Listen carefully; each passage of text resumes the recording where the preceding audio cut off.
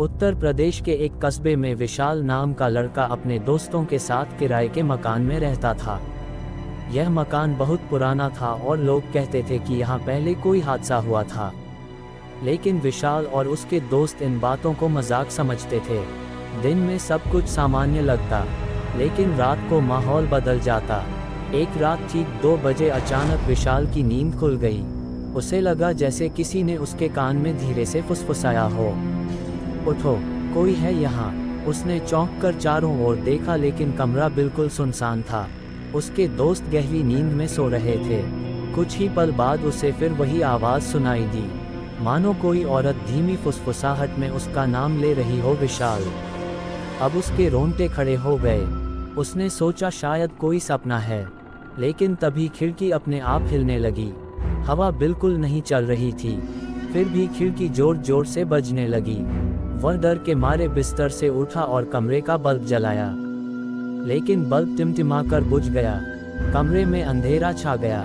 अचानक उसके कानों में फिर वही आवाज़ गूंजी, तुम्हें यहाँ नहीं रहना चाहिए। विशाल ने कांपते हाथों से दरवाज़ा खोला और बाहर भागा। गलियारे में पहुंचते ही उसने देखा कि सीढ़ियों पर एक परछाई खड़ी थी। वह परछाई धीरे धीरे उसकी ओर बढ़ने लगी। विशाल ने जोर से दरवाज़ा पटका और कमरे में वापस घुस गया। वह बिस्तर पर बैठकर सुबह होने तक कांपता रहा। सुबह जब उसने दोस्तों को सारी बात बताई, तो एक बुजुर्ग मकान मालिक ने कहा, बेटा, इस मकान में कई साल पहले आधी रात को एक लड़की की मौत हुई थी।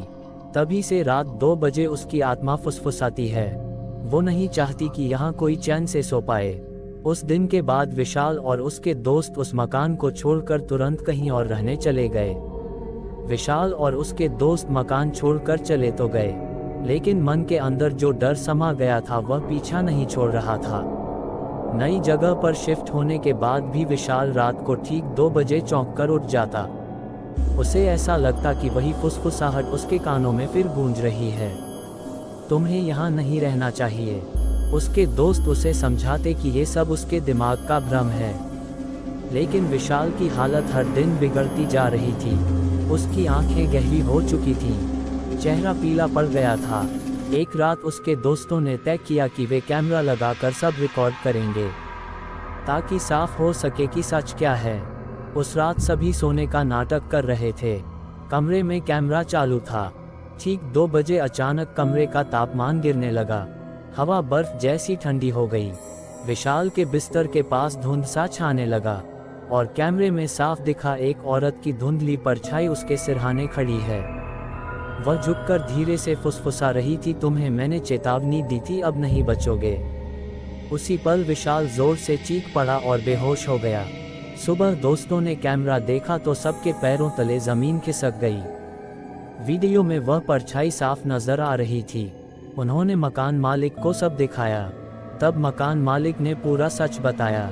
कई साल पहले उसी कमरे में एक लड़की की मौत हुई थी। उसे उसके ही मंगेतर ने धोखे से मारकर कमरे में बंद कर दिया था।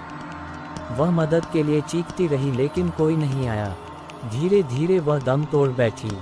मरने से पहले उसने कसम खाई थी कि इस कमरे में कोई भी चैन से नहीं रह पाएगा, और तभी से उसकी आत्मा हर रात 2 बजे जाग उठती है। विशाल अब डर की हद से गुजर चुका था। उसने कस्बे के एक तांत्रिक से मदद मांगी। तांत्रिक ने कहा, यह आत्मा बंधी हुई है, इसे मुक्ति नहीं मिली। अगर इसे शांत नहीं किया गया तो ये तुम्हारा पीछा करती रहेगी। तांत्रिक ने हवन करने की तैयारी की। रात 12 बजे पूजा शुरू हुई। आसमान अचानक घने बादलों से ढक गया, हवाएं तेज होने लगीं। मंत्रोच्चारण के बीच ठीक 2 बजे कमरे का दरवाज़ा अपने आप खुला और वही परछाई प्रकट हुई। उसकी चीख इतनी भयानक थी कि दिए बुझ गए।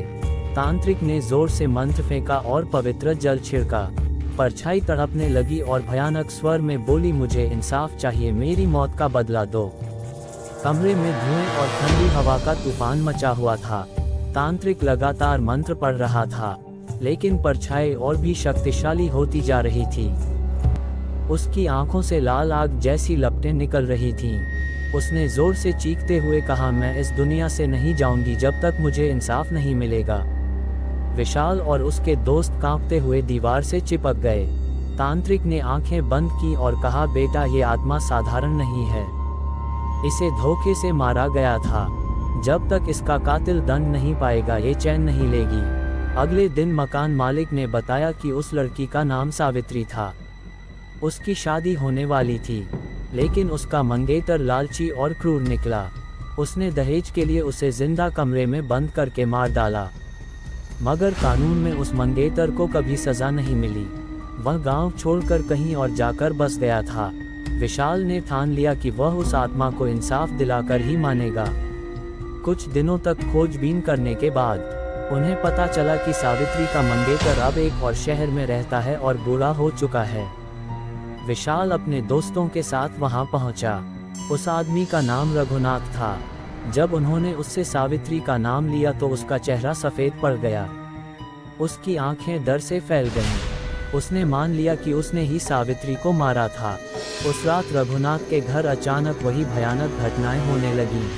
खिड़कियां अपने आप खुलने लगीं, बर्तन गिरने लगे और घड़ी की सुइयां ठीक 2 बजे पर रुक गईं। रघुनाथ चीखते हुए भागा, लेकिन सावित्री की आत्मा दरवाजे पर खड़ी थी। उसकी आवाज़ गूंजी, तुमने मुझे धोखा दिया था, अब मेरी बारी है। रघुनाथ जमीन पर गिर पड़ा और उसके मुंह से खून निकलने लगा। उसके कुछ ही पलों बाद उसकी मौत हो गई। अचानक कमरे की हवा शांत हो गई। सावित्री की आत्मा धीरे धीरे मुस्कुराई और बोली, अब मुझे इंसाफ मिल गया, अब मैं चैन से जा सकती हूँ। उसकी परछाई धुएं में बदल कर गायब हो गई। विशाल और उसके दोस्तों ने चैन की सांस ली।